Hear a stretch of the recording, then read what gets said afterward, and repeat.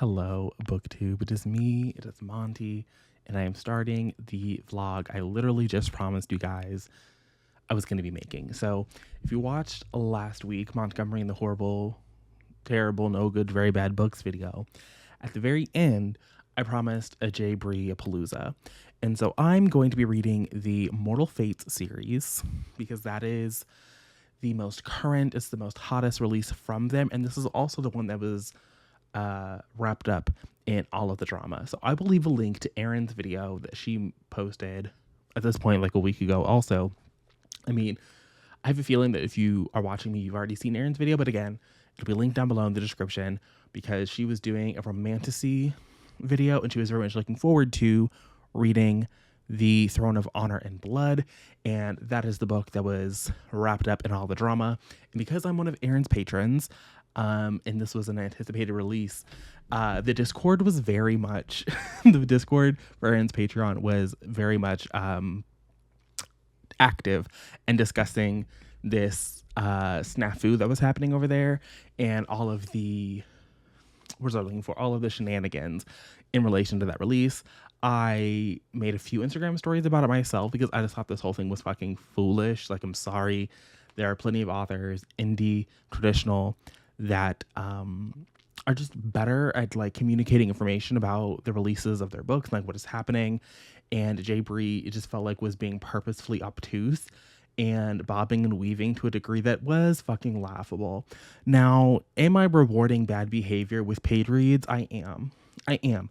As I said last week, in case you did not watch that weekly reading vlog, I technically, very rarely, pay for Kindle Unlimited because unlike Amazon's other services, they're more than willing to like give you repeated trials very easy. It's not like Audible or Prime. They just like be handing out KU for free. So I think I paid like 99 cents for it at some point last year going into this year. And then I canceled it because I don't use Kindle Unlimited. Like right now, I don't even know where my Kindle is. So first up is going to be finding my Kindle so I can read these books. I mean, I have the Kindle app on my phone, but I'm not going to read the Kindle app on my phone. So that'll be step one. But they were last month, they were offering like 3 free months of Kindle Unlimited. And now it's down to like 2 free months of Kindle Unlimited. And again, they just be handing the shit out. So like, technically I'm paying for it, but she's not getting any of the money that came out of my wallet. So y'all are paying for it. So if you pay for Kindle Unlimited, more power to you. Thank you for paying J. Bree for me. That's how I'm going to get around this little ethical dilemma. Now, is it unethical for me not to pay for Kindle Unlimited? Maybe. But I didn't do anything illegal to get it. I just put in my Amazon information and they said, here you go. So I'm going to be reading The Scepter and the Sword first. Ideally, those are going to be what I'm going to read today. So today, technically is Sunday, but we're going to act as though my Sunday clip and the Monday clip are like the same clip because what I'm about to go do is go watch Hacks. I have a few episodes left of season 1. I want to finish it so I can give you my undivided attention, Miss J. Bree. So my goal for Monday, Memorial Day, is to finish The Scepter and to finish The Sword. Those are the 2 novellas that I need to finish before I can go into the first full book, The Crown of Oaths and Curses. I believe that both of these novellas are under 100 pages. I know that one of them, maybe it's The Sword, is like 87 pages. Perfect novella length, I believe. So for now, I'm going to go ahead and wrap this up here. I'm probably going to talk about The Scepter and The Sword in one clip, just because they're both novellas, and that just seems to make the most sense to me. Obviously, I'll talk about if I liked one more than the other and what they brought to the table and like what I think I'm going to get going forward from the series. Literally, like I said, literally all I know is a witch and a witch hunter. The intricacies of the plot and like what is happening, the motivations for anything, head empty, no thoughts. And I feel like I like going into series that way. So aside from, you know, the negative connotations, I'm going into book 2. The rest of the series I'm very much open to. Now, do I think I'm going to go from this series to read other J. Bree books? Probably not. But it's been a minute since I've marathoned an author like this. And in the past, I would read like their entire catalog. But J. Bree got 24 books, and that's just not happening. It's not happening. Not on my watch. Not today. Ain't got time for that.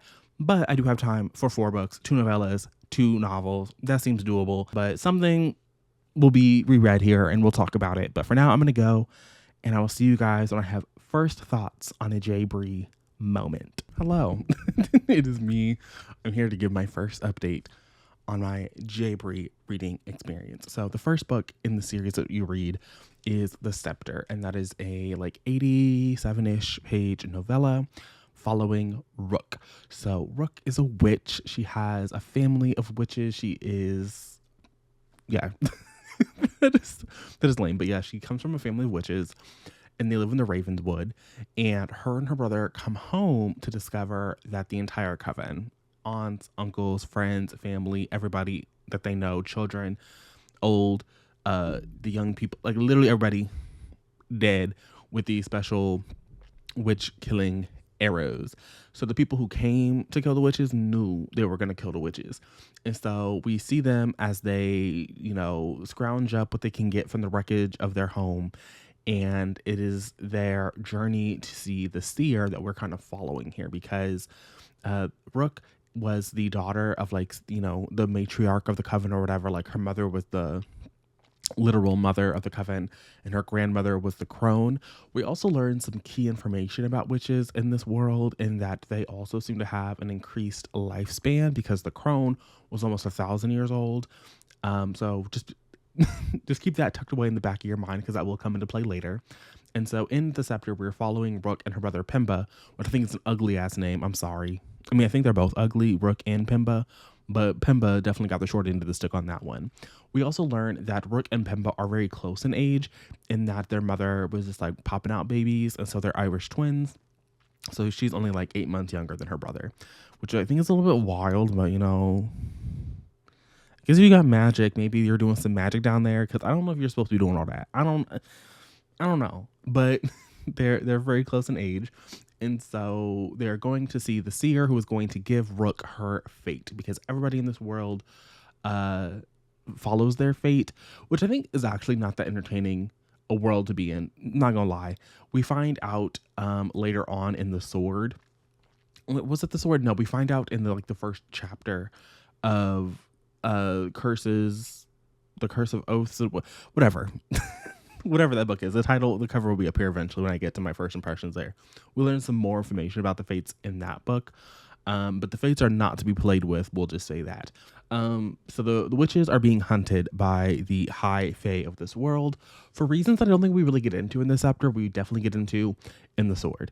So in the Scepter, we just know that the fae and the witches are not really fucking, and we also know that the coven that our homegirl Rook and Pemba are from are kind of secluded from the world, which I think is really just for narrative plot reasons and not for anything that kind of makes logistical sense, given what we find out later on. So in this book, we're just following them. They leave the inn. They're being helped along by the goblins. I have to say that I'm very wary of goblin inclusion in any fantasy, just because I don't think it's possible to do goblins without dallying in anti-Semitism. I'm not a Judaism expert, but literally every Jewish person, every Jewish reader I've ever seen has always talked about how it's just the origin of the goblin tales and anti-Semitism running rampant in Eastern Europe are co-linked. So I don't know if you can actually do that. Now, I'm not going to say that the goblins here are just anti-Semitic necessarily, and the way that they're described, but I do think that this, the inclusion of goblins in your fantasy world, and then the Nazi connections they try to rename the second book for, which I've also been told, I'll pop in my screenshot of the end of the novella. The old acronym is still in the old novella, and I've been told that the old title is still at the end of the second book. So when Bree was doing all of this, Mishigas with, maybe I shouldn't be, when Bree was doing all of this to root out the Nazi connections in her re-edit, sensitivity read, I feel like the sensitivity reader should have told y'all, cut the fucking goblins. Why are there goblins in the world? So that's weird and wild. So I'm just gonna say it. But the goblins are helping them, and then the goblins double cross them, which of course they fucking do, because why not? But they eventually, they start murdering people. So this is the first time that Rook has had to use her magic in that kind of a way, because magic is not really meant to be used that way. But she's it was a life or, she says actually a live or die situation, which I think just sounds weird to the tongue. I'll also say that there are some interesting editing choices. Homophones are kicking her ass, because then in the second book, it's the wrong idol. It's IDOL instead of IDLE for idol gossip. But So it's not just a recent problem for J. Bree. I feel like J. Bree's editor is definitely, regular, traditional publishing books. They probably have similar issues, but the girls are going to whack you when you don't give them the book on time. So I'm not going to say she don't deserve the whacks. I'm not saying that her whacks are any, harsher than the traditional publishing girlies, but the editor has definitely been slacking her entire run on this series, I will say. So whoever she's working with, she will probably find somebody else.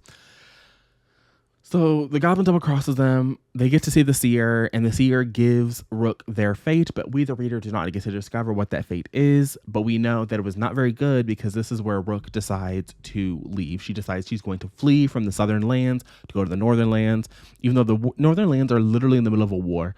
That we do know. And that even I think Rook and Pemba know. Rook and Pemba know that the northern lands are like not going to be this like safe haven, but they're like, it's going to be better than here, because we find, Rook is escaping her fate, which is not going to be good based on what we learn at the beginning of the actual first book in the series.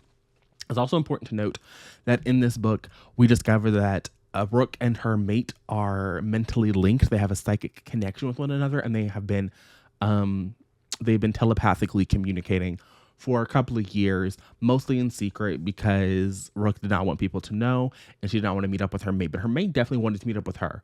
Her mate was definitely like, I'm going to find you. I'm going to get you. I want to be in person with you. But mostly they just used the psychic connection to like have Rook finger herself in a bathtub in the inn that they were staying at. So there is some sexual content in this particular installment. Then I read The Sword, which is book 2 or point 2 in this little series. It's another prequel novella. This time we are following Soren, the crown prince of the High Fae of the Southern Lands, okay? And here we start off the book with his parents also being brutally murdered, okay? So he's young in this part of the book. He's like 12 years old, maybe. He's like, a little bit young. He's a youngin' in this part of the book. And his parents, and not only his parents, but like their chambermaids, their other people, their servants, they are brutally slaughtered in their wing of the palace. So there's the parents' wing, the palace, where palatial things happen. And then there's another wing of this palace where the heir is allowed to live. And so this, I don't understand like why in Fae mythology I'd have to like do research that I'm not going to do, but apparently like the Fae always have a troubled time conceiving. And so that was true for Soren and his mother was very reluctant to like let him go and live in the heir wing, because Fae mothers are just known to be very coddling and very, wanting to keep their children close to them, because it takes so long for them to be able to conceive, and it's not a very easy process for them. But she's like, yeah, I'm going to let you go do this, which I guess, turned out to be good, because again, his entire family was brutally slaughtered. But he survives. And so then we jump forward 900, maybe we jump forward a little bit. No, we go the full 900 years. That's important. So we know that Soren hates the witches, because Soren and the rest of the High Fae believe that the witches are responsible for the brutal slaughter of their king and queen. And so for the past 900 years, they have been in a brutal campaign to attack the witches. We also learn in this part of the story, in this novella, that the witches allegedly it's the witches. I don't know if I believe this, but the witches have placed a curse upon the Fae that makes it impossible for them to even have children. And so not only was it difficult before for Fae to reproduce, for the past 930 years or so, any Fae that gets pregnant, they have a stillborn baby like that. They have a miscarriage. They do not give birth to a live Fae child. And I just want to say that this is like the second story now in a row that I had to read about like a Fae, not a Fae, but like a person, an entity, a person who wanted to be a parent, becoming pregnant and then them suffering a miscarriage. I just think is a lot back to back. But also, I just want to say this. If I was the witches, right, and I've had a 900-year run on my enemy, allegedly, because I don't really know I don't know if I would believe that this is what's happening. But if I had a 900-year run and my enemy could not reproduce and their numbers could only dwindle and we are still going at it, clearly I did something wrong. Like, Can you imagine being a witch so powerful that you curse your enemy to not be able to reproduce and yet you cannot get rid of them? So clearly it don't make no sense. But allegedly, the Fae have been like slaughtering down the witches. Like the witches are losing left and right, which again doesn't make any fucking sense to me. Like if the witches were so powerful, so big and bad that they could stop an entire species from being able to reproduce, like you would think they would be able to put up a bigger fight. But the witches for the past 900 years have been fleeing the southern lands to go to the northern lands, even though the northern lands are in the midst of like a battle. Because the king in the northern lands, I think they're the Sealy Court. So the Sealy Court in the north, their king was like, fuck the fates. I'm not going to go down my destiny. And because he fucked off, he said, no, fuck you to the fates. There have been some monsters happening in the north. And so the people in the north are like in the middle of a war trying to get the king to like do what the fate said he needs to do. But like he has been, you know, again, like fucking around doing some other shit. And so monsters are pouring in. So they're fighting the monsters, trying to get it's a lot in the north. But the witches are fleeing to the north because they have a better chance of survival up there than down here, where this small number of Fae are just like, I guess, slaughtering the witches left, right, and center, which again doesn't make any sense to me. You think that the witches could have put up a better fight. So clearly there's something else happening. We kind of get that the more that we get into the story. But we also learned that it's been about 700 years since our good Prince Soren has, or maybe it's like 200 years. It's a little bit weird to me. So we know that Soren is the person that Rook was talking to telepathically in the scepter, because he talks about it, and then one day it just stopped. So we know that when Rook got her fate, she was like, fuck that, I'm not talking to the voice in my head anymore, I'm fucking off to the northern lands. And so we have an understanding that was okay. So he was silent for a period of time. Then he heard his mate. So he knows his mate is out there. But now his mate has gone silent. He's like very impatient, because we understand that his mate has something to do with with his fate. And he has seen what fucking off with the fate does in the north. And so he thinks that his mate is this beautiful Fae person who is going to unite the Fae lands, and they're going to drive out the witches to extinction, and they're just going to live happily ever after on a throne of witches' bones. But we also know that's probably not going to be the case, because we met Rook and we know that Rook is a witch. So clearly something is going to have to happen for these two people to be on the same page, because clearly from the way that Rook fucked off, she's not really feeling that, but it is what it is. In this, we also start to uncover that there's something happening in the Fae lands that are not quite what they seem, and we meet Soren's uncle. Now, his uncle is automatically giving mustache twirling vibes, like this man is clearly not to be trusted. So yeah, he's not to be trusted. So we understand that I think that the person who is really at fault here is Soren's uncle. In this novella, we get the impression that Soren's uncle had something to do with his brother and the queen's death. It just is what it is. Like, we understand that he probably had a role in that, and that the way that he is slaughtering witches is probably has something to do with that, because they take some witches prisoner who have like snuck into the palace or something. For some reason, like, these witches weren't summarily executed, they were taken prisoner.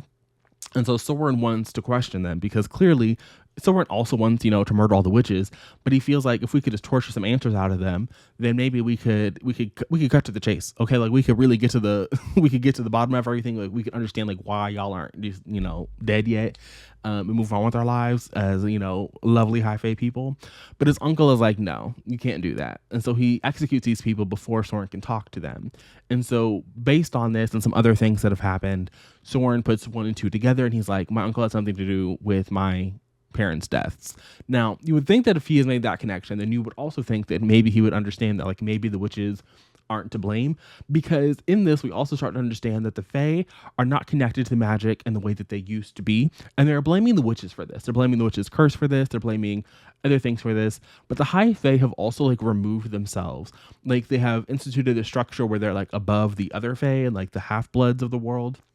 And so I really think that has more to do with everything being out of balance, is that the Fae were not respecting magic the way that it was supposed to be respected, and the witches were doing things to like keep nature happy and like in balance. But because the Fae have been slaughtering all of the witches, now there's like really nobody in the southern lands to keep track of that and like make sure that everything is in balance, everything is in harmony, and everything is just, really out of whack and out of sorts.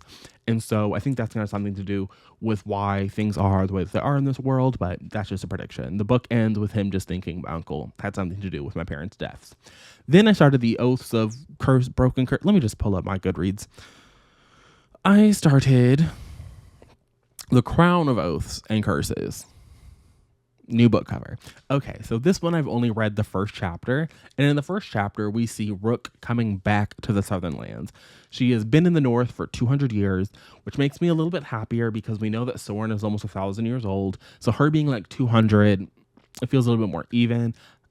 She's not just like this naive person anymore. So she was in the Northern Lands. She was helping with the war, with the monsters that were coming in. She is battle trained now. She is used to people dying around her. Her brother is still alive. So Pemba is safe in upstairs in the Northern Lands. I'm kind of sad that Pemba isn't going to be coming back just because we spent so much of that first novella talking about like how close they are and like how much they mean to one another. And so for him to just be like fucked off in the Northern Lands feels a little bit silly to me, particularly because it's very clear from this chapter that he would like to be with his sister. And he does have magic. It's not like a situation where like the male witches don't have magic. It's not as strong as hers because, you know, she's the super special last of the Ravenswood witches, but it's something. It would have been nice to see him around, but whatever. He's in the Northern Lands. But she's coming back to the Southern Lands after being in the North because her fate wasn't just like, her fate was eventually she's going to come to the realization that she has to come meet this, you know, she has to meet the High Fae Prince. And so it was supposed to be like on her terms. And so her being in the North necessarily wasn't as bad as when the king was ignoring his thing. So like her being in the North didn't cause monsters or anything. But she's like, it's been 200 years. Clearly, I can't keep putting this off. I have to go down to the Southern Lands and meet this Fae Prince and figure out what this is going to mean for all of us, right? So that's hers. We start off the story with her actually getting to see her fate, because when we were in the novella with her, we didn't see her fate. We just know that she received the fate, which I was actually a little bit annoyed by, but it is what it is. So I read that. She is now back in the Southern Lands. She had been smuggled on a ship. We've seen her help out some people who were, you know, she has a lot of gold because, you know, she's been in the North for 200 years, being able to work, save up a little bit. And so now she completely understands that as a witch in the Southern Lands, it is not going to be going well for her. She is going to be held hostage. She's probably going to be tortured. She is not going to be welcomed with open arms. She knows that life is going to be rough. So she's not really trying to hoard this gold. He's like, let me just pass this out to the people because the Southern Lands are rough. Because remember, the witches were doing things to keep things in balance with one another, but the witches have been slaughtered. And if they haven't been slaughtered, they have been fleeing to the North as refugees. So that's really sad. I then got to chapter 2, which is from Soren's perspective. So we're going to be doing this bouncing back and forth. I don't know if it's going to be completely even. I don't know if it's going to be a little, you know, heavy-sided on one character, but we are going to get a little bit of Soren, and we do get to see Soren's perspective. And so we get to see his fate as well. That's what starts us off. I will say that these fates as given by the seer in the mountain are a little very, like, they're very specific. It is a very specific little prophecy, which I guess is nice. So like the people know what to do, but like Soren's prophecy was like very specific. It was like 900 years you were going to see this person. So why 700 years ago, 200 years ago, when it had only been 700 years, he was pressed to see his fated mate was a little bit unserious to me, when the fate clearly told you you were going to be almost 1,000 years old before you get to meet them. But you know, Fae princes are going to Fae prince, I guess. I will also say that the Ravenswood witches are a little bit unserious to me, because by the time they were slaughtered in their homes, this war between everybody had been going on for 700 years maybe. And when they were just none the wiser that witches all around them were being slaughtered, even though they were isolated, they weren't traveling, they were no longer nomadic people, but they did on some occasions talk to other covens. And so this idea that like none of the other covens ever let Rook in on the know, or like Pemba in on the know, although the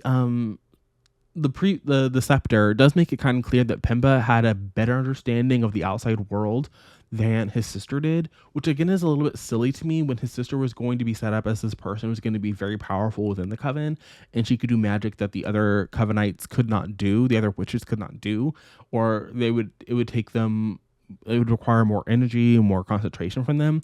So this, I don't know, it's a little bit unserious to me that everyone seems to be in the know but her. But again, she's back here 900 years later. Soren's like, my mate is here, I'm gonna find her. And that's kind of where I ended off things last night. So I'm enjoying my time in this story for the most part. I am not upset about anything so far. It's a enjoyable enough experience.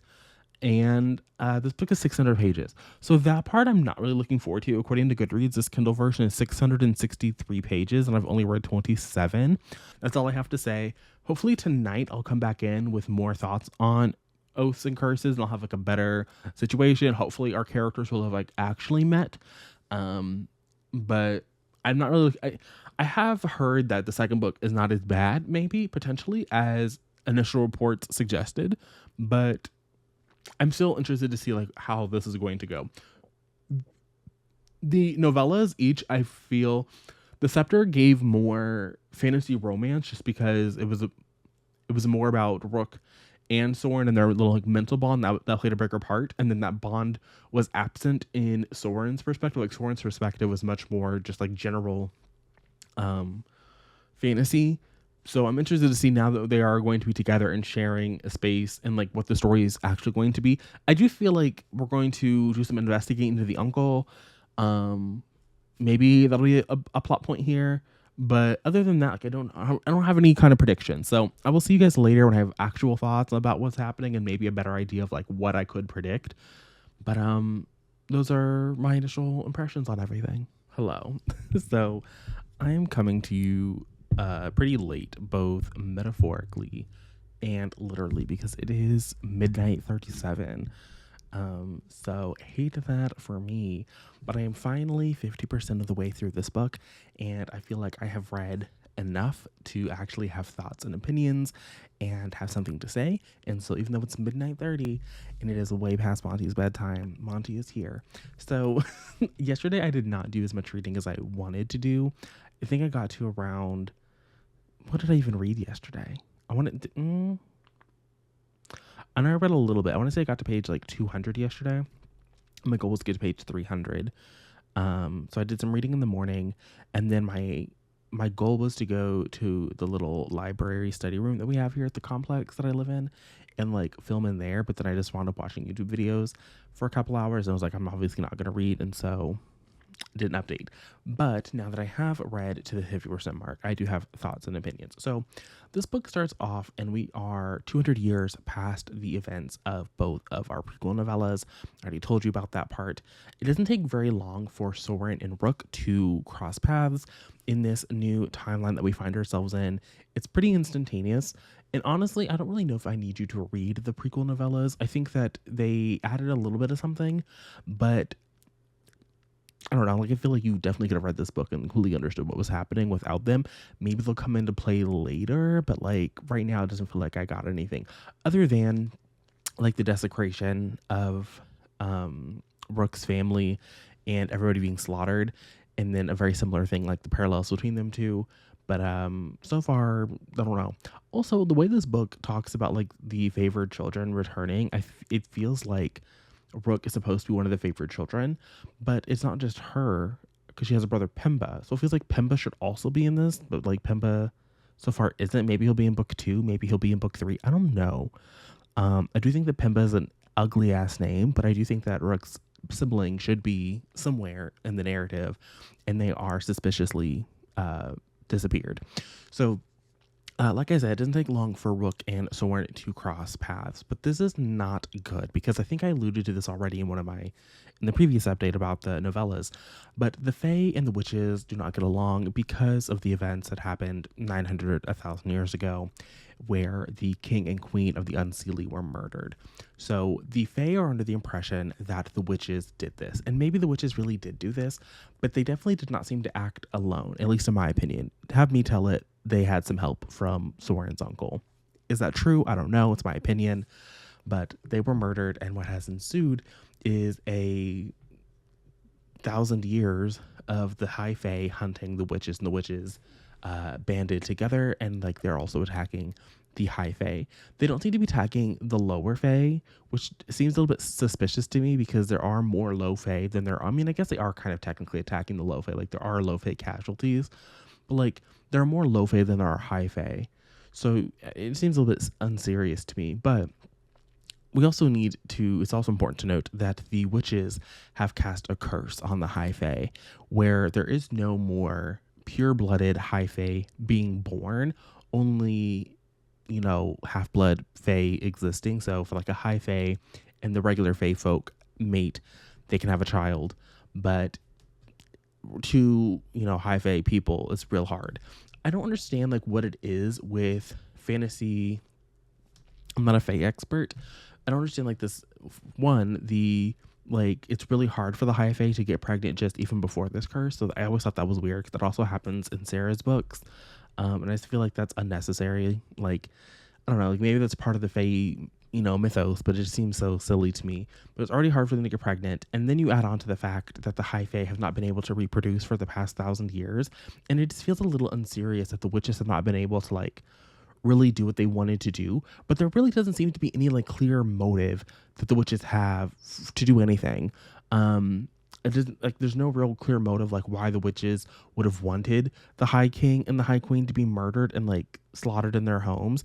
And honestly, the only person that gained anything from that kind of a situation even occurring is Soren's Uncle Daddy, because Soren didn't get anything from it. Soren was but a child, and then the witches are now being hunted to extinction. Like they're facing some serious persecution in a way that feels very disgusting, to be honest with you. Like it is definitely giving Hitler Germany. Like there's really no other way to describe it. I feel like we should not be doing that. Like I feel like that should not be like the touchstone, but like there's really nothing else to describe what is happening to these like the witch characters in this book other than like a highly systematized all out assault on just like burning them to the ground and dehumanizing them at every turn. And like that is something that is very much apparent when Soren and Rook meet, because Rook is immediately thrown in the dungeons and she is immediately dehumanized, referred to as an it, left to be filthy and just like wallow in the dungeons. It's come to my attention that like allegedly this woman is not going to leave the dungeons for all 600 pages of this book. I mean, if she's not leaving, like right now, like where I'm at in the book, halfway through, she's like left a couple of times. She's had some excursions outside the dungeon, but like the dungeon is her home. Like it just feels very, it's really disgusting, to be honest with you. And then when you add on to the fact that every one of the unseelie is like pale skinned, blonde-eyed, blonde-haired, blue-eyed, it's just very, what are we doing here? Like, why is that the aesthetic of the fae? Like, it could be literally anything. It could be fucking purple. You know what I mean? Like, but they're pale, like white, blonde hair, blue eyes. And then you add on to the fact that the second book was allegedly pulled from production the first time because of the Nazi associations in the title, or the white supremacist associations in the title. And then there was a sensitivity read. But like, there's just no way that this book, there's just no way this series was ever sensitivity read. Like, it's just, I just refuse to believe that J. Bree was writing this story and dehumanizing the witches to such an, like, the extent that the witches are just like dragged through the mud in this first book is so fucking extreme. It's just like, what are we doing? Like, I really thought the goblins were gonna be the worst of my problems, because I don't think you can do goblins and not introduce anti-Semitism. But like, the witches are catching anti-Semitism. Like, the witches, like witches who are just, living life, live life loving in popular culture that exists in our, like, but they're getting whacked over the head with the anti-Semitism in this book. And it's just like, for what? Like, it just is so not fun to read. And then what really drives it home is like, not only does Soren, disparage the witches, every other high fae character disparage the witches. Like, they're all eager to just like cast them out as like the worst of the worst that you could ever be, like just like the scum of this world. You have Rook participating and also like kind of demonizing. Like, Rook is very much like, I'm not like other girls. Like, she is giving like, I'm not like the other witches, because she left 200 years ago. And when she was still on the continent, because mind you, 200 years ago is still not the 700 years that this is happening previous to that. Like, there was all of this history of the witches being persecuted that like Rook and her entire family just seemed to be like isolated from, and just not really, like, they weren't doing anything, to be honest. Like, they weren't they were doing nothing. I guess they were kind of like a safe haven. Like, maybe you could argue that like they were just, like living in like blissful ignorance, but they weren't helping their fellow witches kind of escape the persecution from the high fae. There was like, again, live life loving. But where we are now, Rook is all alone, and she's like, the witches have abandoned what they're supposed to be doing, and the High Fae have abandoned what they're supposed to be doing. But it's okay because they're the High Fae, so like, of course they're going to abandon shit. But us witches, like, we're supposed to be better than that. And in fact, I am better than that because I'm from the Ravenswood. I'm a Ravenswood witch, and so we're just the creme de la creme, and I'm the mother of the Ravenwood witches. And so I'm gonna pour my magic into this, or into the earth of the dungeon. And so like for the first like 200 pages, like that's really all this girl does is like pour her magic into the earth to like fix it. Which also think is weird that we're calling this Earth, but we're calling not Earth. Like, come on now. Like, let's be. If I'm gonna nitpick, we're gonna be fucking nitpicking. Um, she's like pouring her magic into the earth, and so the earth is like nourishing her body, and so she doesn't really need to eat the scraps, but she does eat the scraps. She kind of like nibbles around the edges of the scraps that are provided for her, like in the little slot bucket. But yeah, the earth is like providing her all the nutrients she needs because the earth is just so happy to have a witch who is doing what the witches are supposed to do. But like all the other witches have turned their back on the way of life. But like we get no insight into this. For this to be a dual perspective book, for one of the characters to literally be permanently trapped in the fucking dungeon and literally just being like so submissive and just like the fates that I have to be here, the fates that I have to marry this man. And it's not that I want her to turn against the fates because like I understand that the entire reason that we introduced this idea of the fate war in the northern realms where we see her fleeing from at the beginning of this book. We're not fleeing from, but she's like returning from them because they've already faced down the horrible evils. So like as a reader, I understand like why she's willing to go along with the fates because the alternative is like literally a hole in the sky being ripped open and like creatures of your worst nightmares pouring out. And already the southern lands have been at war for 1,000 years, and you know the northern lands, they were doing great before the sky opened. So like it was bad for them and they were doing great. So obviously if this happened in the south, like it would just run rapid. And you would think that if it happened in the south and like the creatures that tore open the sky like went out in the south, they could just go back up to the north. So like there's no running from the fates, which is okay. I get it. She can't really turn away from her fate, but there's still like this idea of her being trapped in the dungeon and she has literally nothing to do but like twiddle her thumbs and like she doesn't even interact with the guards, and the guards don't really interact with her because again like they're like dehumanizing or do witchify, like whatever the you know what I mean. But they're like degrading this person to like such a degree that it's like they don't see them as even a person or you know somebody, an entity worth a sentient being worth interacting with. So it's like her chapters feel so pointless, and then you have Soren's chapters and Soren isn't interacting with this girl. So it's like I kind of understand like why it's dual perspective because like these people aren't really necessarily talking to one another, but at the same time it's like if you're going to do this is not necessarily the most interesting way to tell the story. And then the story you are telling is giving like racism. Like here's the thing, like if I had just read this book on its own in isolation and had never even knew that she had a second book that she had to retitle and do a sensitivity read to fix the racism allegations, I would 100% believe that J. Bree had some racism allegations. Not allegations necessarily about her as a person, but like what she's writing is just giving what are we doing? Like, I have major questions for Jay Bree reading this book. Like, what are we doing? Like, your little 3-person team, your little 3 moms, writing this. There's no big corporation behind us. We're just 3 y'all you need a 4th person. You need a 4th mom. Yes, you do. You need a 4th mom because the 3 of you aren't overseeing shit. If this is the book that came out, like, in terms of the pacing and the plot, it's not that great. Like I said, it's been a lot of degrading Rook as a person. There's been a couple of scenes that I think are just a little bit silly. So around closer to like the 210 page mark, we got our first trip out of the dungeon because again she'd been trapped down there. There's not been a whole lot happening, but she gets our first trip out because the regent, because Soren is he's supposed to be the king of the Unseelie, but he cannot take the throne until he marries this witch, and that's kind of a problem because nobody wants him to marry a witch right now. But at the same time,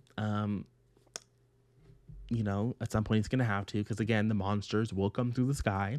But at this point the regent, his uncle, is reigning as king of the Unseelie court, and so his uncle gets wind that there's a witch who hasn't been murdered, because his uncle is also doing this thing where it's like, we're just killing witches, we're not taking witches prisoner, like we're not going to get into the mind of the witches, we're not going to understand like why they're doing these things, we don't want any kind of information from the witches, we're not torturing the witches to get information, we're just murdering the witches on sight.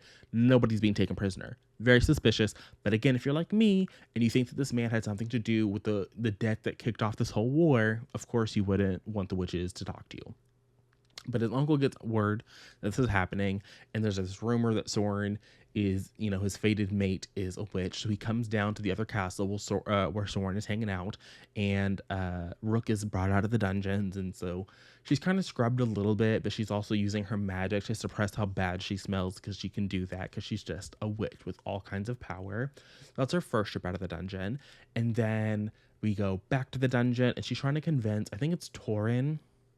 There are these twins, Torin and Titan, and I hate them because their names are Torin and Titan, and I just think that it's really lazy as an author to do that. I'm sure there are real life people, Kyle and, I don't know, fucking Tile or something, or like Bill and Bob. Like, why would you do that to your children?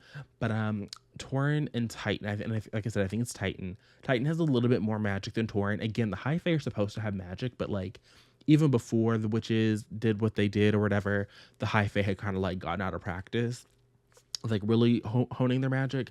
But Rook can sense the magic in one of the twins, so she's trying to get him to like cultivate it a little bit, like do something with it, like come on, sir. So that happening after that first little tour out of the dungeon, and then she gets another tour out of the dungeon because something happened. I think it's something to do with Soren's cousin, maybe.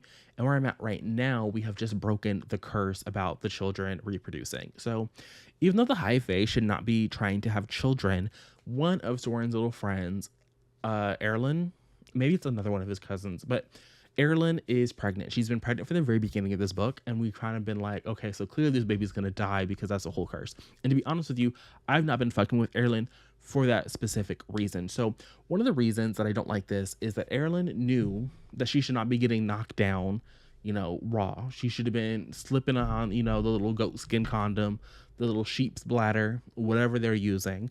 I said this to Aaron. To me, it just feels very silly, right? If I'm a High Fae, and I've been alive for the past 1,000 years, and the entire time that I've been alive, we have not been able to reproduce, like literally the entire time. Now, the people in the beginning of the curse, I have some grace for, because y'all didn't know, you were just having a good time being the High Fae, and, maybe one or two of your friends, had a little, mishap when they were trying to give birth or something, but you're not going to think anything of it. After 1,000 years, and literally every highborn Fae trying to have another, full-blood highborn Fae, like y'all are perfectly aware. I just think that at some point y'all would have developed a condom. You would have developed a tincture, a potion, something to stop this from ever occurring. And then on top of that, it's already supposed to be hard for you to get birth. Or not even hard for you to birth, hard for you to get pregnant. So the combination of it being hard for you to get pregnant and everybody dying, you would think that you'd be able to avoid this. But even before this book is set in motion, Erlyn and her little mate Rowan are like, we're gonna have a baby. And that's not even Rowan so much as it is Erlyn. Like, Aaron is just determined to do this. And to me, that just feels crazy and insane. And then it feels even more insane to like blame the witches, because what like, are the witches to blame? Yes, but also at the time that you decided to do this, you were fully aware of the curse. Like, blaming the witches for this and what happened to your son and everything, that just feels like something you could only do if you were in the first round of the curse. 1,000 years later, it feels a little bit too detached, a little bit too like you are fully aware of what you are getting yourself into for you to like be upset about all of this. But it's okay, because like I said, Rook was there. And so we have this like prison escape sequence where she knocked out the guard and used her magic. Because again, like, Rook has all this. I think the other thing is so fucking annoying is that Rook has all of this magic that we're seeing right now because she's like letting herself out of the dungeon. I mean, to be fair, the dungeon has never really held her. She's just been holding herself prisoner because she's a soldier. She's used to this. She trained for this. Whatever. It's so fucking stupid. But she let herself out of the prison, used her magic to guide herself through the palace towards the birthing chamber, and then she was able to just like really quickly destroy the curse, which is wild because she's been working on trying to break this curse since she got to the palace, and she could feel that the curse was there, and she's been like using her little magic tendrils to like suss it out and like try to find weak points. But I guess like she needed a baby to come out to like actually break. I don't understand. The magic in this world is not necessarily explained. It's just magic, which, to be honest, is my favorite kind of magic to like have happen. But at the same time, it is kind of like, if you can do anything, like, I just want her out of this goddamn dungeon. Like, if we can really do anything, why are we stuck in this goddamn dungeon for 300 pages? So silly. This whole dynamic between the witches and the fae is so silly because we just spend so much time with it existing and so much time in that dynamic, but I really don't feel like I have an understanding of like what's really happening. I mean, I understand that allegedly the witches killed their king, but like that was literally 1,000 years ago. And what's really crazy is that you'll see some scenes from Soren, like literally before there was this birthing scene. He's like, right now Soren is on a mission to take back his cousin who was visiting him in his castle back to his uncle, and this got attacked, I think, by a band of witches. Oh, that's the other thing. At the beginning of this book, there's a scene depicting like a battle between Soren and I think like maybe one or two of his like close guards, and like a band of these like witches in their little war formation or whatever. And for whatever reason, the witches are like the fucking redcoats in the Revolutionary War, and they're just like lined up in like a line or something, because there's just like a depiction of Soren just like charging through on his horse with his little sword, cutting the witches' heads off.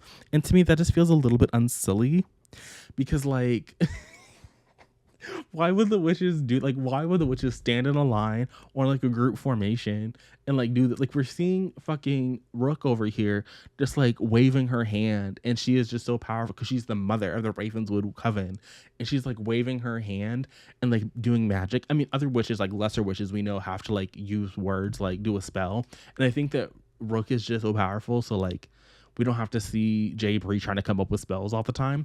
But like the witches that we saw at the beginning of the book that Soren was fighting, he just is like, they're in a military formation, like the fucking redcoats all in a line, and he can just like run through with the sword and like kill all of them in like 3 seconds. And it's just like, they don't have no kind of magic to like throw up a shield, like do something. The magic doesn't seem compatible with like what we're seeing Rook do and what we're seeing the other people do. And it's like the other witches that we saw like aren't even doing like a lesser version of what, like I think that Rook could probably, put a shield up around a group of people, but the people we saw at the beginning couldn't even shield themselves, couldn't trip the horse, like literally anything. It was just like there's a group of the witches ward band, and they all got beheaded, and it's just like, that doesn't even make sense. Like, why would witches even go into battle like why are witches going in with like a spear or something? It just feels a little bit unserious to me, because it's not even that like you can't do magic on the fae or the high fae, because we're seeing Rook do magic on the high fae, and obviously a less talented witch or witch with less power wouldn't be able to do everything she can do. But it's not like, oh, she can do magic on the high fae because she has all this power. She's just able to do it because she is as talented as she is. It's not like, it just feels a little bit unserious. It feels a little bit silly. It doesn't really feel like cohesive in terms of like the magic being equally magic across the board. So I don't really like that necessarily. But right now, like I said, Rook is in the palace, and then Soren is taking his cousin, and they're being attacked by some witches. So like maybe something will happen there. I kind of doubt it. But it doesn't look like there's a lot of stakes here. It doesn't feel like there's a lot of tension. A lot of the stakes and the tension, I guess, kind of came from Erlyn being pregnant and thinking that the baby was going to die. But spoiler alert, no dead baby. So love that for me, because I could not take that back to back. But overall, if I were to, would I recommend this? Probably not. It's not a new favorite so far. It's not even like really addictive. It's really actually a chore, because it's kind of like pulling teeth to read this book, just because there's not a lot of exciting things happening. I'm not that invested in seeing the fucking dungeon every other chapter. So I think the second book will just have to be better on principle, honestly, because there's no way you could do 2 books back to back with this girl stuck in the fucking dungeon. That would be terminal. But now it's 1:00 in the morning, so I think I'm gonna wrap up this update here, and I will give you my final thoughts tomorrow. It's once again almost 1:30 in the morning, and I am here to talk about a cute little fairy book. But let's get into it, shall we? So I think the first thing I need to do is talk about our girl Erlyn. So yesterday I was kind of dragging her because this is our pregnant Fae in the story, and it's kind of where I left off yesterday. Because halfway through the book, she is going into labor, and so our bestie Miss Rook over here, has to like save her and break the curse. That's kind of like the climax of the middle of the book. And so a little bit after this, maybe like 100 or so pages later, maybe somewhere between page 300 and 400, we learned that Miss Eirlin, her fate was to bear a son, like a live son. And so that's why her and Rowan or Roan were out here getting busy, clapping cheeks all raw. And so I kind of forgive her, but there was also like a moment after this where she's giving birth and she just has like, I don't want to say like no idea what to do, but here's my thing. Okay, so Erilyn is living in the palace with Soren, and there's a library in the palace because we like literally after this moment, she like has one of the maids go to the palace and start like bringing her books about ye old Fae times, and to me it just felt like I don't expect a new mother to know everything, but it's like if you know that your whole purpose of being on this planet in the southern lands is to like break the curse and give birth to a live son, then in the back of my mind, you would think that like you would be collecting old wives' tales, like you would be talking to some of the older Fae, because some of the people who are like alive in the current storyline were alive the last time the High Fae were giving birth to live children, and so like you would think that if your whole purpose is to like give birth to a child, then you would be collecting things over the course of your life about like how to care for like this newborn baby. But like Rook just has to like her whole purpose in this part of the book right here is to like just feed information to Erlyn because Brooke is a former midwife and she, obviously the people in the northern lands were able to give birth during the war against the what is it, the Urier, whatever the little monster creatures that came from the sky when the Soul King defied the fates. And so I don't know, like it worked. It was able to like bond these characters. Like that's a lot of what the latter half of the book is. Like the first half of the book, she's like stuck in the dungeon. And then after she helps Erilyn give birth, it's a lot of like these scenes that are supposed to like you see Rook becoming ingratiated to some of the people in the court. So first she gets Erilyn and then she gets Roan because while Homegirl is giving birth, Roan is like not at the palace, he's somewhere else, and so they go to get him, but then they're attacked by this band of witches. I still don't think the witches like military strategy makes a whole lot of sense, but who cares? But so he gets attacked and like he's almost left for dead, and so then Rook has to care for him, and in caring for him, they have to go visit the Goblin King, and visiting the Goblin King, she gets things that she needs, and so she's able to take care of Roan, and so now she has Roan and Erilyn. I mean, she would have had Roan anyway because again, like she saved his mate's life, but now he has both of them. She has both of them in her pocket, and she has, I think it's Taunton, one of the T twins. Can like speak to the trees, like his magic is more bubbling on the surface compared to the other Fae, and so she kind of has him like a little bit. So like a lot of the latter half of the book, like I said, is her getting in with the rest of Soren's court. But Soren, I think it's the other Torin. I think it's Torin that doesn't like her. But like Soren and Torin are just like out here dragging this woman for filth, calling her every kind of slur in the book, and it's just like not fun. I understand the girlies like enemies to lovers, and the girlies are always complaining that enemies are like not, they're not enemying enough. But I do think that there comes a point where it's a little bit ridiculous, and I think the point is when the love interest is calling people slurs. Like there is actually no slur for witch in the book, but when you've degraded somebody to the point that Soren has, you might as well be calling them slurs. But also Soren is just like so not Rook's peer that it's painful to read the book. Actually, like it is physically painful to read the book because Rook is on one level, right? Like it is clear that she is head, shoulders, knees and toes above wherever Soren is, both in terms of power, diplomacy, just like general maturity levels, even though she's like 700 years younger than this man. And Soren is just like so one note. Like every note out of this man's mouth is like how much he hates witches and witches cannot be trusted, which doesn't make any sense because again, I mean, there is this idea that like the witches killed the king and queen 1,000 years ago, but also Soren like lived at a time before there was anti-witch propaganda, and I feel like that's kind of where it kind of like almost like it falls apart for me. But like for Soren to like know a time when the witches like lived in the palace with him and like were healers and like did their thing, and then all of a sudden it's like they're this vile, disgusting enemy. They can never be trusted.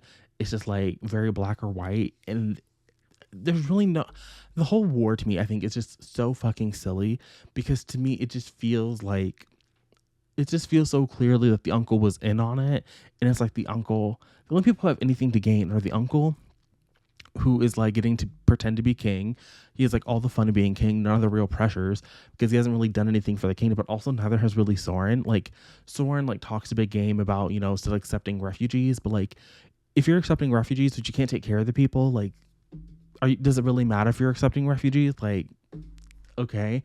Um, I don't know. Like, there's just, it feels so silly. The whole world to me, the entirety of the Southern Lands and like how the Southern Lands operate and function just feels so silly to me. And because Soren doesn't ever really grow, he's like the very beginning, he does not trust Rook. And through the entire middle part of the book, he doesn't trust Rook. Like he is always expecting her to like double cross him and betray him. And like he has like this entire theory that she's like attempting to play 4D chess, but that's fine because he's playing 6-dimensional chess. So like you can outsmart him. And honestly, because he is not on Rook's level, she doesn't even have to outsmart him. Like she outsmarts him just by being very forthright upfront about what she's doing and letting him concoct all these conspiracy theories in the back of his mind, none of which really make sense. Like a lot of the conspiracy theories don't make any sense because like once she has like busted out to like break the curse that was on Erlen, it's very clear that she has more magic than any of these people could handle, and it becomes very quickly apparent that if she really wanted these bitches dead, they would be fucking dead. Like if she wanted the High Fae to suffer, they would be suffering. There's no need for her to play the long con when she could just do what she wants to do and keep it pushing. And her life would actually be much easier if she just killed these people. So like his like conspiracy theories that he's like wound up in the back of his mind to like keep himself going, it's just like, for what though? Like what do you actually gain from doing any of this? Because he doesn't gain a whole lot. Instead, it's just him and his bestie both being delusional little fuckwads jerking each other off to these conspiracy theories that they've concocted out of fucking thin air. And so much of the second half of the book is Soren being bigger and badder, but having to continuously make herself smaller, make herself fit into where, you know, her role in the society that she's in. I'll also say that the world that the Fates play in this series feels extremely limiting to a point where it just doesn't, I don't understand what the point of the story is. If you can never go against the fates and you are just on this planet to live out what your fate is going to do, but also you're supposed to like meet your fate. Like you can't just wait for your fate to happen. You have to like be proactive, but you can't go against the fate because if you do, then these unreal monsters burst through the sky. It just, it's so silly to me because in what world would I want Soren and Rook to be together? Like Soren could accomplish everything that she needs to accomplish without Soren. Like Soren really would only serve to like show, I guess maybe a little bit, that like the Fae and the witches can go back to peace and harmony. But because he's like not even attempting to be on that track, I feel like we could get there with Erlen. If like Rowan and Rook and Erlen formed like this little triad polycule moment thing, that'd be a much more interesting story. And I would much rather be there for that than whatever's going on with Soren. Because even though, you know, Rowan and even Erlen to a degree, like they're not really fuck with the witches and we're also very anti-witch at the beginning, they're also willing to like admit that they were wrong. And Soren to the very end of this book just gives like white supremacy vibes. And it's just like, what is the point? Like, what is the point? And part of that is also just because like the person that we're reading in this book is so vastly different than the person I read in the novella, both the sword and the scepter, that it's just like, I don't know, like it's just so, there's no other word to describe it other than silly. Like it doesn't make much sense, like how Soren decides to move through life and how he decides that he's going to operate, and the way that the larger Fae society also operates. And there are moments in this book that are just like inherently contradictory. Like you'll read a paragraph in one chapter and then you'll read a paragraph in the chapter after that about the same location, and it's like completely different. And it's not that time has passed, it's just like now the needs for the space that we have already visited are different, and so now that they're going to change to accommodate to the space. So yeah, I didn't like anything about this. I didn't like the climax. I don't like Carl, who is like the leader of the witches who've been fighting against the fairy in the southern lands. He's like corrupted the witches and it's like turned them away from who they are. And apparently, like Rook is aware of Carl's fate. I mean, to be also fair, the main big bad of this world being fucking Carl. Like, let's be a little bit serious here. But also the fact that Rook knows Carl's fate doesn't make a whole lot of sense, because how would she had learned that? Because it's very clear that Carl's keeping this to the vest, and it's not really. Carl isn't named the same way that Soren is named. Like Soren is named in her fate, so it's not really ambiguous there. But Carl isn't named in her fate at all. So for her to like be aware doesn't make a lot of sense, because like why would he just tell random witches that have been able to like flee and go to the north? I mean, I guess there was the seer that fled to the north, but he claims to have like killed the seer that gave him his fate. So I guess maybe all the seers know all the fates, and so like one of the seers told her that during the war in the northern lands. But like that feels a little bit, that feels like an invasion of privacy if the seers are just telling people other people's fates. But she's aware of Carl's fate, and so she's like, I'm going to be the one to destroy you, which does make sense, because again, like Rook is the most powerful person in this world. I won't say in the world, but at least in the group of characters that we're following, she's clearly the person who should be dispatching of the bad guys. But like, really, also her brother Pemba is like nowhere to be found. He should be here. He should definitely be here, specifically because the Ravenswood want the favored children, and he's the only other favored child. And I feel like Pemba has a family, so I feel like if Pemba and his family just relocated to the woods, like the woods would probably be a little bit happier, and they wouldn't be as upset. I mean, they're not really upset because what's her name, Rook did give like a sacrifice when she left or whatever, and okay. But I feel like they would just be a much happier wood if Pemba and his family were to move in and like leave the northern lands. Because why are they even in the northern lands? Like, I feel like, I know that Rook snuck away and she didn't like tell Pemba that she was leaving, but he should have followed her by now. And also like the sheer fact that 300 pages of this book is set in one location and Homegirl is just in the fucking dungeon, deeply unserious. Deeply unserious. She was in the dungeon for that long. And even when she leaves the dungeon, she just like gets a new fucking jail cell in the healer's little ward, in the healer's wing, and she just stays there doing menial tasks. Because again, like even when she is, I don't know, there's something about this. So, like she's like the only good witch left. Like all the other witches have been murdered either by the Fae or corrupted by Carl, and so like there's no other witches in the South that are able to like do what she's doing. And so she's just like having to like go against her own people in a way that just feels very disgusting and like a little bit gross to me, where it's just like, on one hand, we're supposed to be mad at the Fae for murdering innocent witches, but now like witches that were just like kind of led astray. But also like the witches that are in this world at this point don't really have a lot of options. There really is no other option. Like it's either you're with Carl or you get murdered. Like, and if you get murdered, then you get to become a wraith, and then like people hate you because you're a fucking wraith. Like there's no winning to be a witch in this world. So I really did hate that.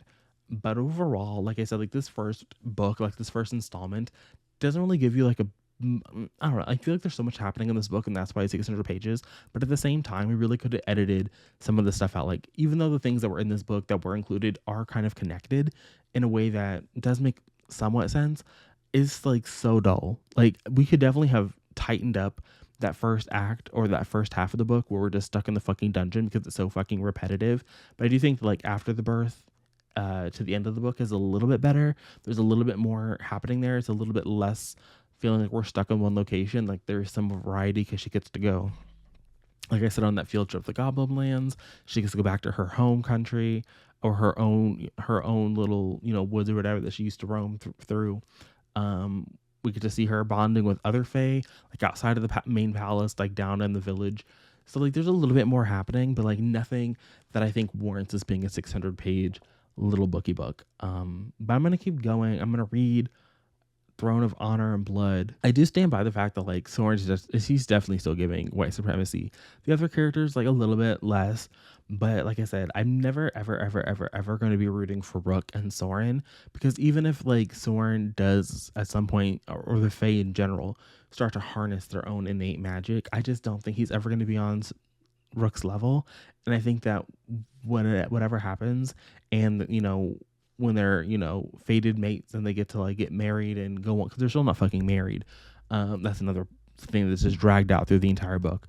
But like whenever they get married and they're able to like things are dying down and living happily ever after, I do think she should murder him. I think she should murder him for all the suffering that she had to do at his hands, because she suffered a lot. Rook suffered a lot because of Soren, and it's just like she deserves compensation for that in the form of his life. So those are my initial thoughts on Oaths and Curses and Oaths, whatever the book is called. I've been calling it Miss Dungeon because she's in the fucking dungeon for 300 pages. But I'm going to go on now, like I said, to Honor and Blood, and hopefully it's a better book. I don't think it's going to be, because I think this book was incredibly rushed. But, maybe I'll be pleasantly surprised and it'll be a better time. Okay, so I have to keep this brief because I have 18 minutes left in this sprint. And I've read 347 pages of Miss Dungeon's book 2. The real name of this book is like Throne of Honor and Blood, the second book in the Mortal Fate series, but I'm gonna stick with Miss Dungeon's 2 because the first book to me will always be Miss Dungeon because she's in that dungeon for so goddamn long. So book 2 picks up pretty much right after the battle in the last book. So at the very end of the book, as we all saw, Rook collapse. She faints, her eyes go dark because she has expended so much magic, and she is just a tired girly. And so at the beginning of this book, we find her being caught by Soren, and then we have to do some magical healing because in addition to the wards that Homegirl put up around the palace, in Soren's infinite wisdom, he spread this poison all over the place that is only lethal to witches. So he is covered in it. The palace is covered in it. Every room in the palace is covered with this poison. It feels very silly to me, to be honest with you. It does not really seem to be a great defensive strategy. I mean, yes, it does like immediately start to attack the immune system of the witches, and like we see Rook suffering the consequences of this particular poison expeditiously, but it is again like it just feels deeply unserious. Like, oh, our great strategy is to just pour this poison liquid everywhere in hopes that the witches are just so in pain that we can just easily kill them, when we've already seen a couple of skirmishes between the High Fae and the witches over the course of the first book, and the witches get slaughtered so easily, again too easily, that this poison just feels so silly. It could be one thing if the witches had been all described as being so overly powerful that we need this, but it's just not a thing. So following Miss Brooksbane Evening Star's glorious display of magic at the end of the first book, starting in this one, characters seem a little bit more receptive to her, a little bit, a teensy bit, like kind of, partially because of the awe that she was able to induce in them with the abilities that she displayed. And honestly, it doesn't make sense. So much of this book is predicated on this idea that somewhere between Rook collapsing in book 1 and her being caught in book 2, Soren has had like this complete 180 flip. And even though literally as we were reading the last book, he was hating her for being a witch and was like disgusted with her, now he is like chugged. Okay, like wherever they keep the simp juice is empty. The stores are gone. You can't get it. It's sold out. It's out of stock everywhere because our man Soren has drunk it all. And it's wild to me. Like, this book is predicated on this idea that Soren is just the most down bad Fae man to ever be down bad for somebody. That Brooksbane Evening Star suddenly shits rainbows and is a fucking unicorn. Okay, like she is just I already knew she was the bee's knees, but now Soren thinks she's the bee's knees. And so it's just the idea of him just like constantly bowing down and being like, look at her, that's my mate, that's my mate, that's my mate. Like, he is that mate. Like, he's like, my man, but it's my mate, my mate, my mate. It is just so over the top that it doesn't even, nothing about this feels like it's the same person. And as we go through the story, we start to see him connecting more with magic and seeing him trying to like do his own sacrifices to the land. And we get to understand a little bit more of the dynamic between him and his uncle in the war.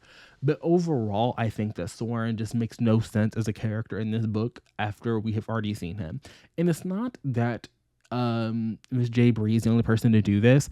I think that similar characters are like Tamlin or even Rhysand, who goes from being just like, I could rape you if I wanted to, Although you, to be fair, the same man who's like, I could rape you if I wanted to, is definitely the same man who doesn't tell you that the baby that's currently inside you is going to destroy you and like is going to lead to your death and is not going to let you get an abortion because no, you have to have the baby, but you also might die. Like, Restand is a Trump voter. It's wild. But this is not I mean, it is, this channel is always an anti-Restand channel, but let's get away from it. So we have Soren over here doing that. There is loosely this plot happening of like maybe we're leading up to the marriage here, but we're also seeing the witches under the rule of Carl. Although when Siri reads it to me, she calls Carl Carol. And I think that Carol sounds a little bit better, but I'm gonna stick with Carl. So Carl is still out there. He did not get murdered at the end of the last book. I don't think he's going to get murdered in this book either. So Carl is still out there posing a threat, and his witches are, mounting attacks other places. Very early on in this book, we do have to go to one of the other strongholds of the High Fae, one of the last holdouts, where it is appearing that Carl is sending his forces because it's just a strategic place for them to land. It's like a castle that's like right up on the wood. And in this world, the witches of this world used to each have like one of their own forests, but the forests are like kind of, you're not really fucking with the witches like that a little bit, kind of like missing the witches. There's a lot going on in this book, but in this we see, what is her name, Rook and Soren go to this palace and they're able to get the wood on their side, and so the trees of the forest decide they will not harbor the witches should the witches from Carl's, whatever his name is, decide to, like, if they decide to, hide out in the trees are going to be like, haha, you thought, and like kill them or something. So there's a little bit of diplomacy happening. We're getting to see again Soren exerting his, dominance a little bit, because there is still this threat of his uncle not abdicating. Like, at this point, we are only waiting to get to the winter solstice, and so in hopes that Rook and Soren are able to get married, and once they are married, they will be able to ascend the throne. But it's kind of looking like maybe that won't be the case, and his uncle is going to pose some kind of problem to that. So in addition to them like going and making sure the witches don't get the stronghold, they're able to lobby the High Fae there, because this Fae or his family or somebody important is on the Unseelie Council that is going to, be a part of interpreting the rules and making sure that Soren is able to get to where he needs to go. And so that's kind of most of what is happening right now in the story, is a lot of politicking, in that's as ostensibly the goal of like the things that I'm reading about. But the reality of the fact is Bree is not at all invested in the actual politics of this world that she has invented and set in motion and wants us to be invested in. And I feel like when an author wants you to be invested in something they are very clearly not invested in, it does not make for an enjoyable reading experience for me personally. In fact, it makes for kind of the opposite, in that I'm not going to be more invested than you are. And so I might realistically be really interested in seeing what Rook and Soren would be up to in order to get these people on their side and like maneuver a way to get Soren the crown. But in the back of my mind, I'm still just like, but Soren doesn't want, like... I don't think Soren would actually be a good High King of anybody. I don't think the characters I'm reading about in this book are the characters I was literally just reading about. Nothing is the same. And I think it's in order to like get readers to actually root for this as a romance, because this is the other issue. Like, not only is Soren drinking the simp juice, but Rooksbane towards like the third act of that book was like really not feeling Soren at all, and she had been turning the other cheek for 600 pages, and I really just wanted her to like pimp slap this bitch into a fucking mountain somewhere and just leave him for dead. Like, maybe not actually kill him in order to, because this is the other problem this series has. This series has a problem where everything is dictated by the fates, and the fates are never fucking wrong. And if you don't like what the fates are saying to you, it's not just, okay, well, let's ignore them. It's like, no, it's like literally world-ending shit happens. And so when things are happening, it's like, oh, the fates are involved. Some of the things that don't make fucking sense. Like, suddenly, Rooksbane is like, oh yeah, I'm fated to kill Carl. And it's like, okay, but I heard what the seer told you was your fate. And like, that wasn't in the message. Like, that was not present and accounted for in the little script that we got about what your fate is. And then other characters are being introduced. Like, there's this character who's been abused beyond belief, and they were abused beyond belief to like get one of the other side characters who is also like 2 steps away from utilizing racialized slurs against witches to be like, oh, I thought High Fae had been torturing my mate for centuries, but really it was High Fae torturing them, and so maybe witches aren't bad. and anybody can be a torturer. And it's like, okay, that's a cute message, but like, did we need to like needlessly torture this random side character who is not really crucial to anything? And even if she was crucial to something, like, it doesn't resolve the fact that her entire plot in this story is that she was brutalized to like have a character think that it was actually witches when it had nothing to do with the witches, to be like just reinforce that this person was incredibly bigoted and hateful for hundreds and hundreds of pages, and then suddenly they're like, oh well, my mate's a high fae and she was tortured by the high fae, so witches are cool now. Like, it's just very basic, very plain see-through writing and motivations that just don't ring true. They all ring very hollow. And that's nothing to say of like the just general issues in the printing of this book. There have been at least twice now on separate occasions where entirely new paragraphs start in the middle of a sentence. It's not, oh, this just could have been included in the paragraph above. It'll be like, let's say the sentence is, she smiles and walked over to the room across from her. She smiled, walking across the room to open the bathroom door. Across and the bathroom door will be two separate little paragraphs. And it's happened a couple of times now. And it's like, okay, the first time is an accident. Second time, okay, this is a pattern now. So it's just like, and you took a month off to sensitivity read. And I will say, if there was a sensitivity read, she did something. Because again, this man chugged the simp juice and he was literally just about to call her all kinds of slurs, and you hate to see it. So I do believe that she toned down something, but in toning it down, she just wrote an entirely new character and said, this is what we're doing here. In order to do what she's doing in this book, she would have to rewrite book one, and I don't see that happening. And I also think that there's a way for her to have written book one and still have a romance. I just don't know if it would have been good. And part of me says that because the one we're getting right now isn't good, so like, how good could it ever have really been? But not only is, Soren a new person, but as I was getting to a second ago, Rook is also entirely different. She goes from saying, curse you, a pox on all your houses, to like being open, potentially, maybe, sort of, kind of, to the idea of something happening. And it's just like, maybe the Rook at the beginning of that was like, I'm here for my fate, surrender to the fates. But the person at the end of that book is like, listen, I've been turning my cheek and you've been nothing but, spitting in my face and calling it raining. You don't get to keep pissing on my leg and be like, oh, it's a thunderstorm out there. Like, you don't get to keep doing that, and you've been doing that for 600 pages. And now suddenly she's like, well, yeah, sure, everybody, come over here, come piss on my leg, come spit in my face. And it's just like, respect yourself a little bit more. Like, it is so painful that Rook is the most powerful character in the entirety of the Southern Lands, with maybe the exception of the Goblin King. And she is constantly made to like belittle herself and put herself in situations to have other characters feel like they're contributing something, when there's really no reason for most of these people to be in the story. And if it wasn't for this, contrived, we're forcing these things to happen because the fates, this really could have been something if it wasn't just like, oh, we got to do this for the fates. So I don't really like where this is going right now. Her and Soren are on kind of like a reconnaissance mission, I believe, and they've just linked up with one of the Goblin Land characters, and they're having a discussion with them. So it's not like this is a horrible book, but it's just like, this book didn't need to exist as is, and so it's not really giving what it's supposed to have gave, at least for me. But there's still 49% left in this book, and so maybe it'll go somewhere that is interesting. But for now, I'm going to go, and the next time you see me, I will be here to give my final thoughts on Miss J. Bree's second bookie book in this series. Part of me almost wishes I had just like bit the bullet and come up here last night when I finished this book. But full disclosure, it was like 2:00 in the morning when I finished reading this book. And as much as I would have loved to, and I was fully prepared, I had pulled all of my elements into Premiere to start editing, and then I saw it was almost 2 hours, and I said, no, bitch, can't do it. Can't film an update, not gonna even attempt to start editing.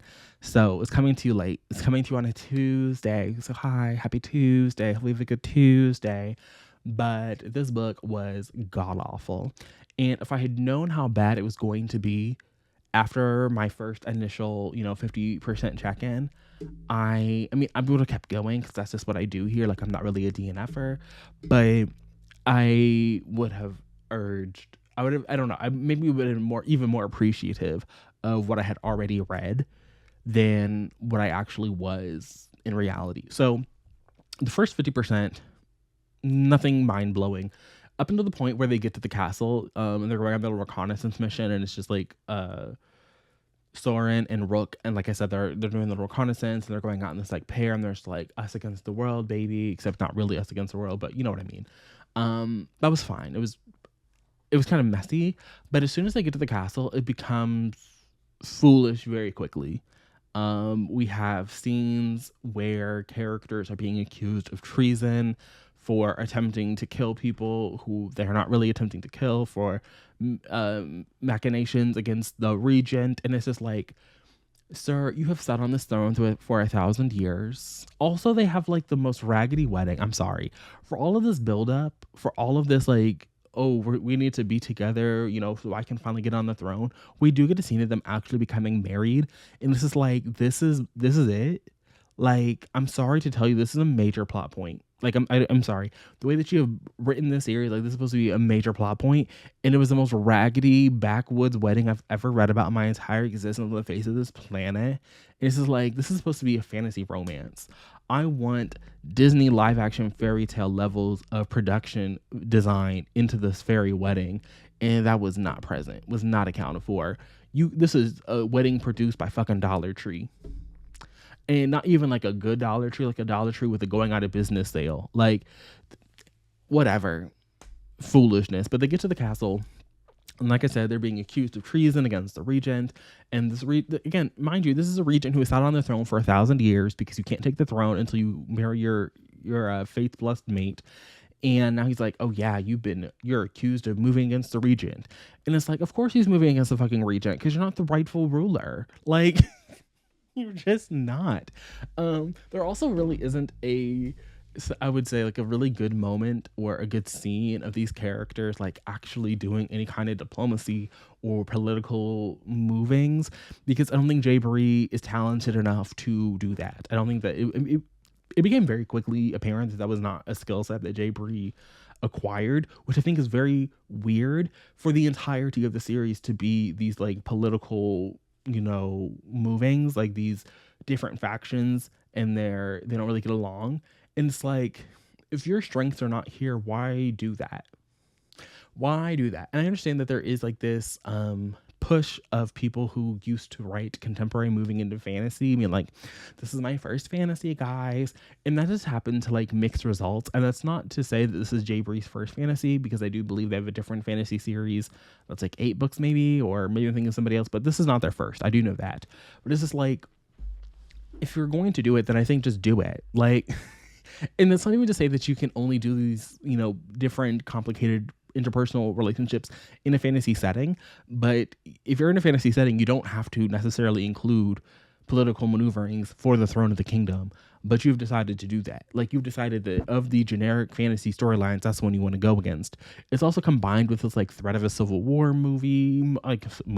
this threat of a Civil War moment, and this threat of the Seelie coming to the aid of the Unseelie, and specifically the faction that is backed by the regent, which honestly doesn't even make sense. Like, at no point does it really, to me as the reader, feel believable that the Northern Kingdom is going to come to the Southern Kingdom, look at the regent, hear what the regent is saying, and not call this man out on his bullshit. Because again, the regent of this book is so mustache twirling levels of villainy that it's comical. It doesn't make any sense for anybody to look at this man and believe that they are, one, telling them the truth, and two, worthy of anybody's level of support, dedication. Like, we're gonna die for you.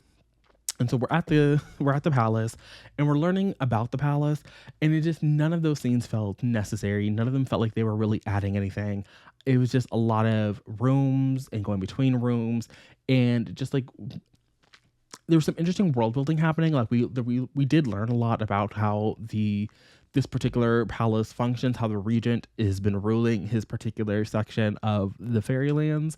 And it was weird. Like, there were zombie fae happening. They were not really acting as, like, for whatever reason, like, they were just truly playing pretend that the land was not really dying, and they were still living in abundance, and they just had no cares in the world.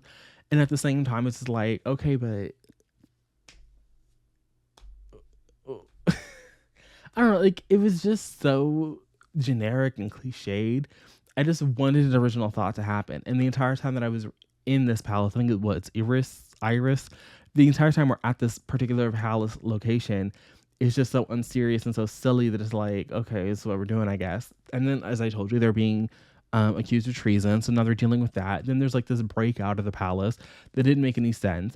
And then the big climax is supposed to be us learning about Rook's heritage, but spoiler alert, we already knew that.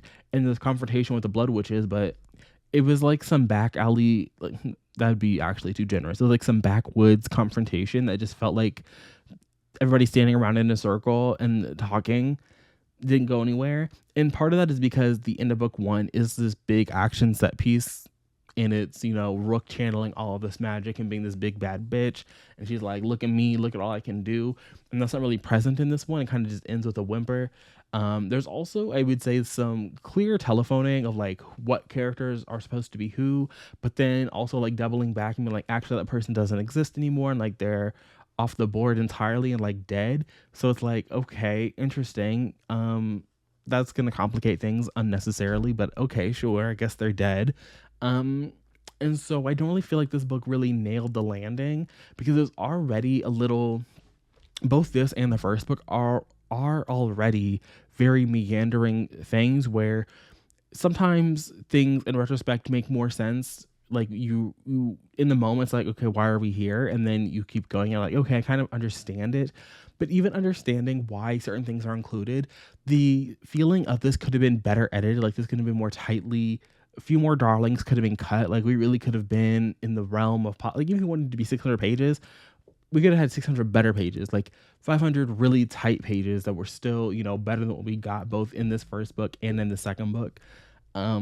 It just didn't work for me. I don't think it really sets up a situation where it's like, okay, I can't wait to see how this is going to end, because this is the biggest case of second book syndrome in the history of the planet Earth. There's some developmental things like Soren and his magic is kind of further explored. As I already told you, how the regent has been ruling is a little bit further explored, even though we have understanding already that he has not really been the greatest ruler that the Unseelie court has ever known. But we, you know, kind of get confirmation there. We see Soren making more kind of diplomatic connections and him reaching out to people. Again, like we see these things, we don't understand really the thought process behind this like entire change of heart. Like both Soren and Rook have change of hearts in the story that don't really make sense, other than it's time for them to have this change of hearts, for them to like get onto their lover's arc, when there's no reason for that, for me to be rooting for them.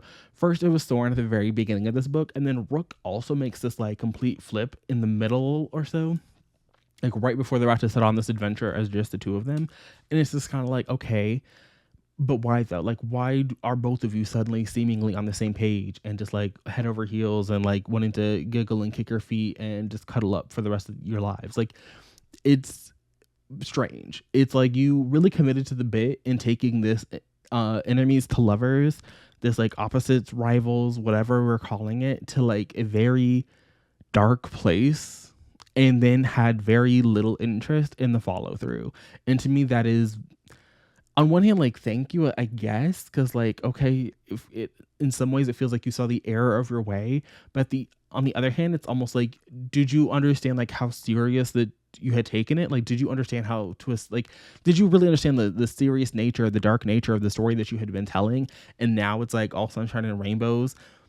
Like, I don't know if did you really truly understand like what you were doing wrong, if this is how the going about to fix it is happening.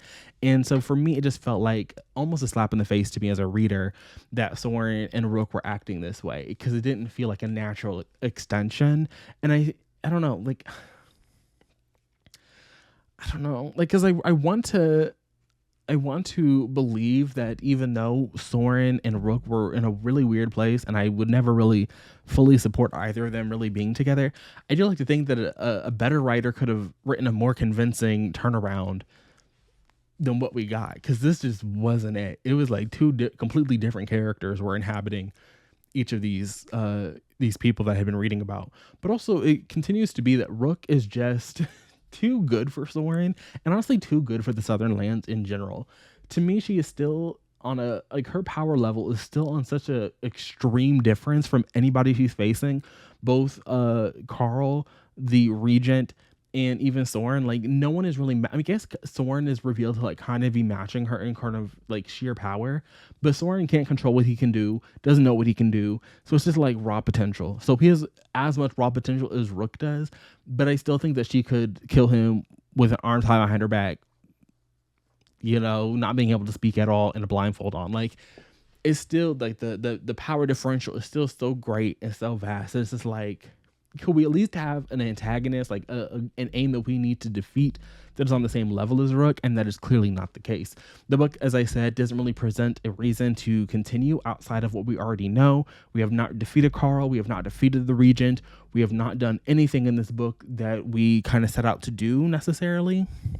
They're kind of on better terms overall with the Goblin Emperor and what he is, trying to do. And they are continuing to get their shipments guarded by him. Like that trade route that they established in the last book is still operating, and they're kind of, working on that. So there is some forward progress a little bit, but the stakes aren't changed. There's not really a reversal of anybody's. There's a character reversal in terms of like how these characters are communicating with one another and like what they feel about one another. But at the same time, it's not based in anything that actually happens. Like the book opens and Soren goes from, again, in the immediate heat of the moment, wanting to call this woman all kinds of slurs and she's a witch, she's a dirty witch, she's a dirty witch, to my woman, my woman, my woman. And Soren, Rook goes, my man, my man, my man. Like there's no kind of us as the reader seeing them going through these mental gymnastics that they clearly have accomplished and done. Like they have outgoated Simone Biles, the level of flips and twists and jumps and tucks that they have done to get to where they are in this book. We don't get to see any of that. It's just a complete fast forwarding in a book that picks up literally 3 seconds after the end of the last one. So that's that. But also what also kind of like halts any kind of anticipatory feeling I might have is this most recent release was not handled, I think, the best. It got pushed before I knew about it. Then on that day, it did not come out. I just don't trust Bree to tell me when a book is going to come out and it's going to be done. I don't trust Bree to communicate to me that, hey, things happen, life happened, and now the book is going to, I can't trust them to tell me things. And also I don't regularly pay for Kindle Unlimited, although I've been getting my money out of it for the past couple of days or so. And so it is kind of tempting me more. Like I'm getting back in the habit of picking up my Kindle and actually using my Kindle and, getting my little streak going or whatever. So I don't know if it's going to be worth, what is it, like $15 now or something? I don't know, because I've never had to pay full price for it. But I don't know if I'll be enrolled in Kindle Unlimited when that third book drops. But I will say that this past week has not made me want to rush out, even if I wasn't having to wait for it. And I wasn't having to, see if she's going to tell me the truth about when it's dropping. If it was already out and I could go to my library right now, I don't know if I would rush to it. I started a book today that I talked to the patrons about because I'm daily vlogging for them. And that book, I listened to maybe 15% before I went out and I got the rest of the book series from my library. I listened, not even because I'm buddy reading it. And so like I said, I listened to a little bit of it.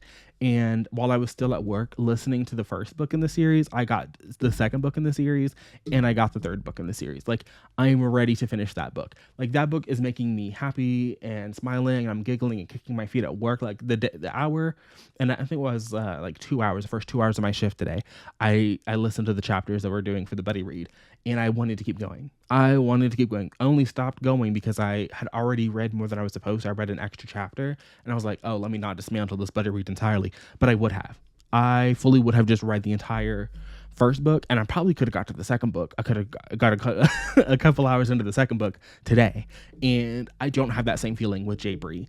And the series that I started is also a fantasy romance.